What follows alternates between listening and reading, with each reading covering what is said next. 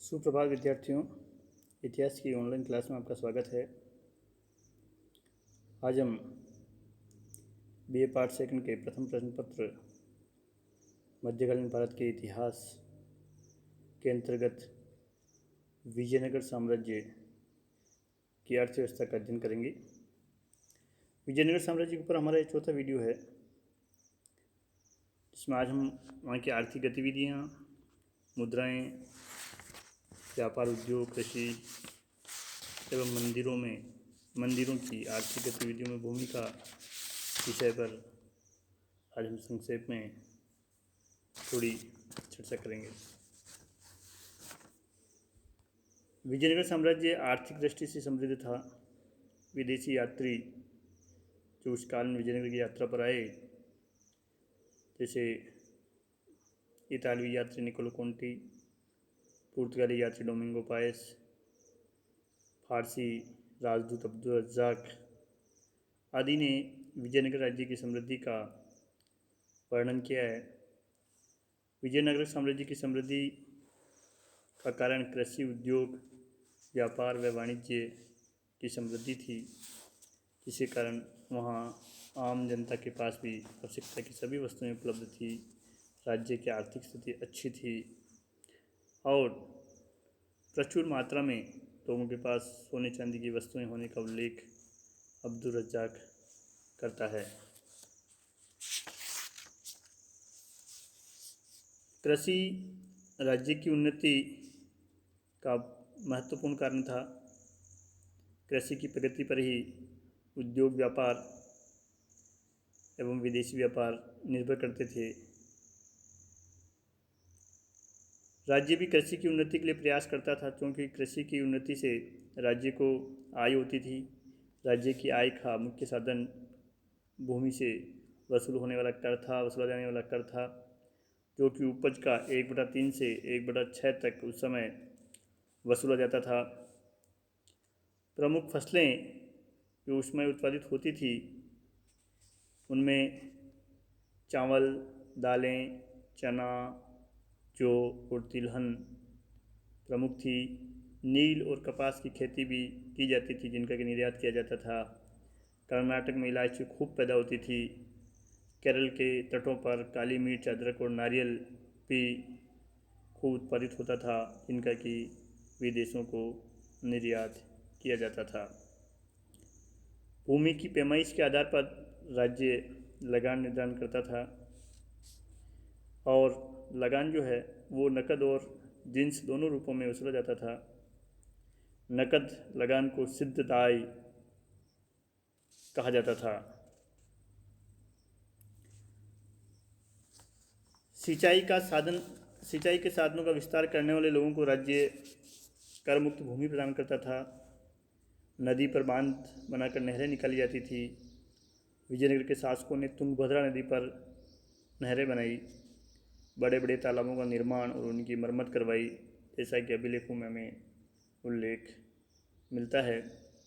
यदि किसी व्यक्ति की संपत्ति का कोई वारिस नहीं होता, तो उसकी संपत्ति का प्रयोग भी सिंचाई के साधनों के विकास के लिए किया जाता था। और यदि सिंचाई के साधनों के अभाव में किसी गांव या कस्बे की प्रजा छोड़कर चली जाती थी, तो राज्य उस प्रजा को पुनः बसाने के लिए सिंचाई के साधनों का विकास करता था। इस प्रकार विजयनगर में कृषि उन्नत अवस्था में थी। तुंगभद्रा, कृष्णा, कावेरी इत्यादि नदियों के पानी से जमीन सिंचित थी, अच्छा उत्पादन होता था, जिसके कारण कृषि पर आधारित उद्योग भी खूब फले फूले और अतिरिक्त उत्पादन का निर्यात भी किया गया। राज्य ने व्यापार एवं उद्योग को भी प्रोत्साहन दिया।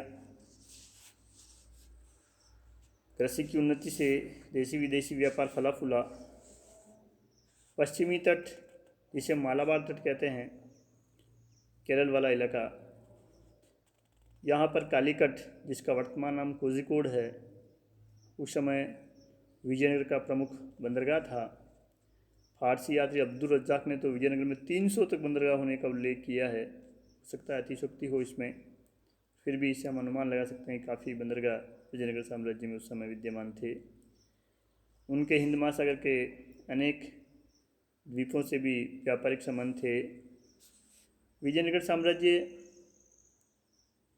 घोड़े, मोती, तांबा, कोयला, पारा व रेशम का आयात करता था, जिसमें से घोड़े महत्वपूर्ण रूप से आयात किए जाते थे, और कपड़े, चावल, लोहा, नमक, शक्कर, सोरा, इत्र और मसालों का निर्यात करता था। काली मिर्च बड़े पैमानों पर निर्यात होती थी। हीरे भी विजयनगर से निर्यात किए जाते थे।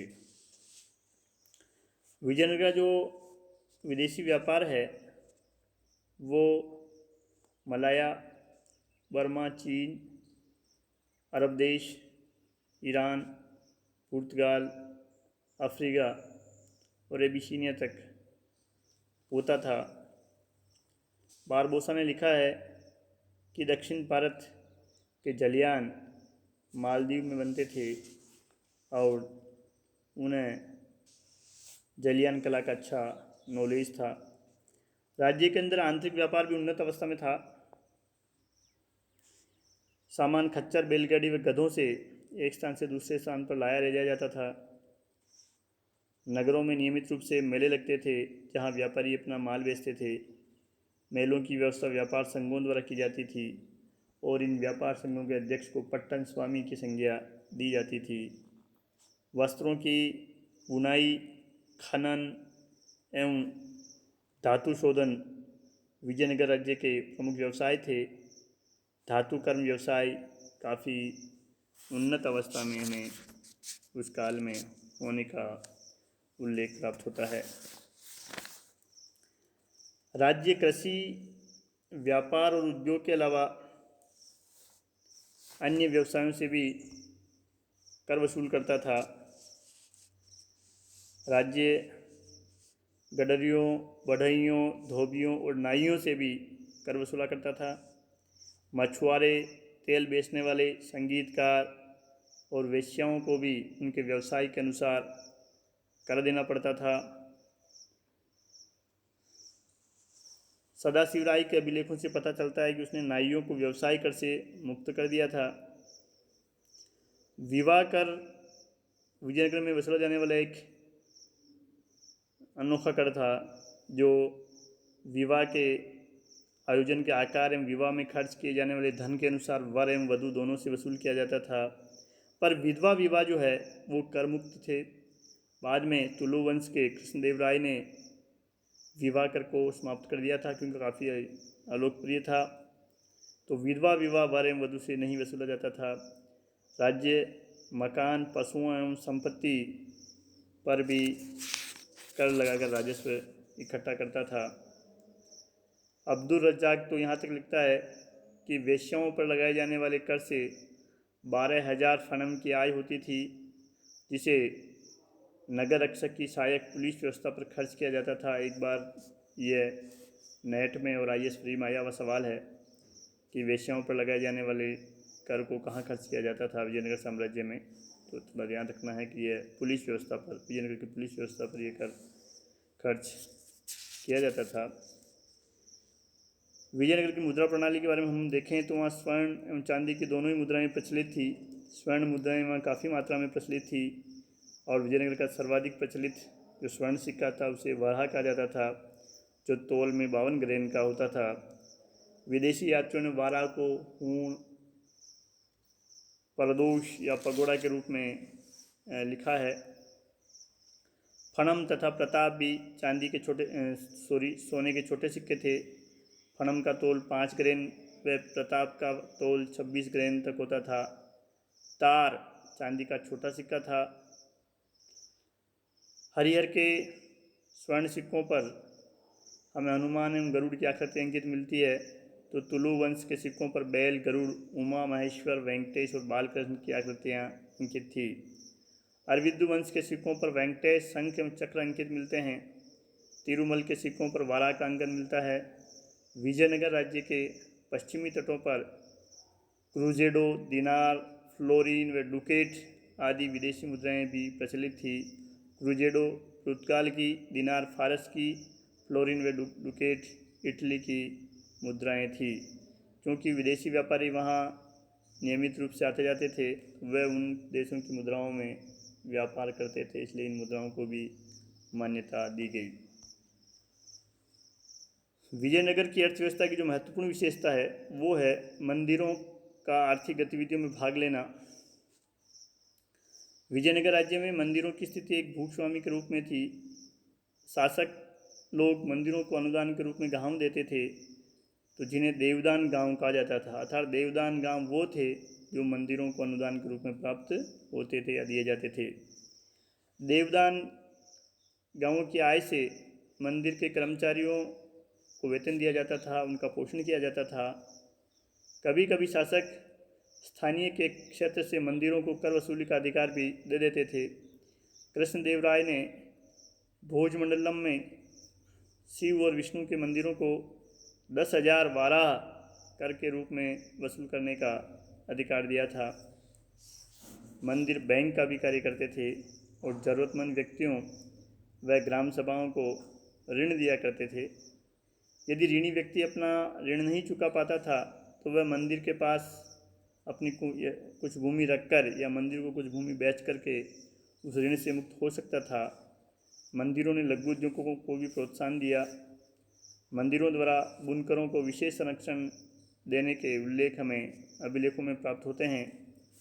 मंदिर अपनी आय से जंगलों को साफ करवाते थे और ज़मीन को कृषि योग्य बनाकर उन पर खेती करवाते थे। सिंचाई के लिए नहरों एवं तालाबों का निर्माण करवाते थे।